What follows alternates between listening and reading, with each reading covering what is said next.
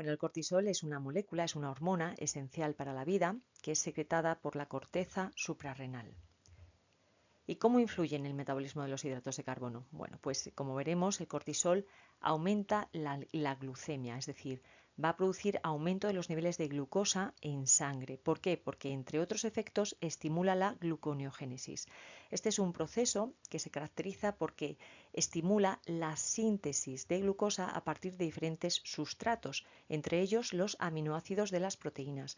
En muchos de mis vídeos veréis que los aminoácidos se encuentran abreviados, yo los abrevio como una A mayúscula y una A minúscula. Esos son los aminoácidos que son las unidades básicas que constituyen las proteínas. Pues bien, el cortisol, como veremos a continuación, favorece la degradación, el catabolismo, en definitiva, favorece el catabolismo de las proteínas, favorece que estas proteínas se rompan en esos pequeños fragmentos y lo que hace es inducir la movilización de esos aminoácidos de los tejidos extrahepáticos al hígado. ¿Para qué? Para favorecer la síntesis de la glucosa a partir de esos aminoácidos.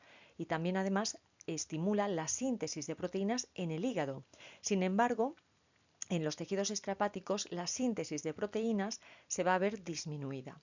Entonces, estos efectos del cortisol se traducen en que aumenta y estimula la gluconeogénesis. ¿Por qué? Porque aumenta la transcripción de los enzimas que participan en la gluconeogénesis y porque moviliza, entre otras cosas, moviliza los aminoácidos de los tejidos extrahepáticos al hígado, disminuyendo así la síntesis de proteínas en estos tejidos extrahepáticos. Todo esto se traduce en que el cortisol va a aumentar los depósitos de glucógeno.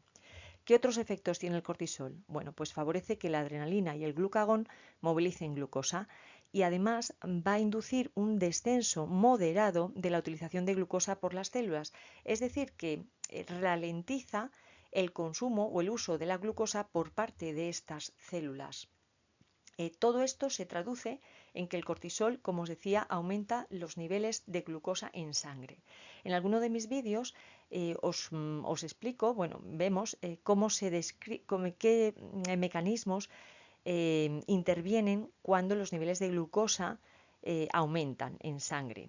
¿Por qué? Porque el organismo tiende a equilibrar, esos niveles de glucosa no pueden ni estar por encima ni por debajo de unos niveles, de unos rangos fisiológicos.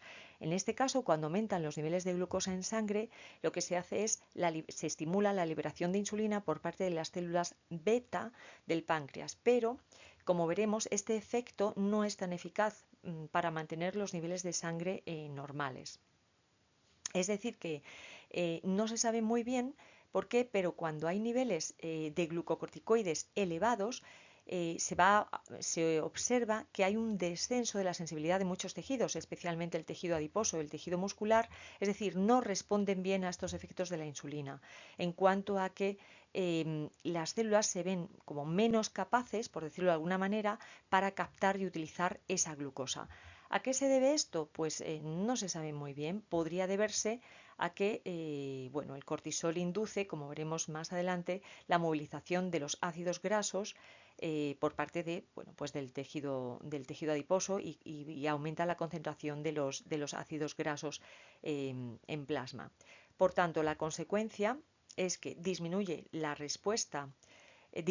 sensibilidad y la respuesta del tejido adiposo, del tejido muscular a los efectos de la insulina y se puede producir una diabetes suprarrenal. Que cuidado, esto es distinto de la diabetes pancreática y en este caso, en la diabetes suprarrenal, los tejidos muestran resistencia a los efectos de la insulina. Bueno, ¿y cómo afecta al metabolismo de las proteínas? Bueno, pues ya os lo he ido comentando un poquito anteriormente, y es que el cortisol favorece la degradación, el catabolismo de las proteínas, movilizando estos aminoácidos desde los tejidos extrahepáticos hasta el hígado y aumentando la concentración plasmática de aminoácidos. Por tanto, como os digo, aumenta el catabolismo de proteínas, disminuye la síntesis de proteínas en estos tejidos extrahepáticos, pero por el contrario aumenta la síntesis de proteínas en hígado y también aumenta, como os decía, la concentración de proteínas plasmáticas. Bueno, ¿y cómo afecta el cortisol en el metabolismo de las grasas? Bueno, pues es similar, podemos decirlo de alguna manera, que es similar a la movilización de proteínas, porque el cortisol va a movilizar ácidos grasos. Lo que hace, en definitiva, la consecuencia del cortisol es que va a aumentar la concentración de ácidos grasos libres en plasma. ¿Y por qué? Pues esto, bueno, la idea es aumentar el uso de estos ácidos grasos con fines energéticos. Y el cortisol parece ser que lo que hace es movilizar, como digo, estas grasas y aumentar la oxidación de los ácidos grasos. Parece ser que el cortisol desplaza los sistemas metabólicos celulares en los periodos de ayuno prolongado, por ejemplo, o de estrés, por ejemplo, lo que hace es desplazar la utilización de la glucosa en favor de la utilización de ácidos grasos, aunque este mecanismo es más tardío y también tiene menos potencia, es menos potente que, por ejemplo, el que es inducido cuando se produce descenso de insulina. Pero bueno, vamos, la idea, lo que os quiero transmitir es que el cortisol parece que lo que hace es que se favorezca el consumo de ácidos grasos y se conserve de alguna manera las reservas de glucosa y de glucógeno. Bueno, pues esto es básicamente lo que os quería contar. Hay muchísimas cosas más que se pueden contar, pero en esto yo os quería hacer el resumen en esta diapositiva.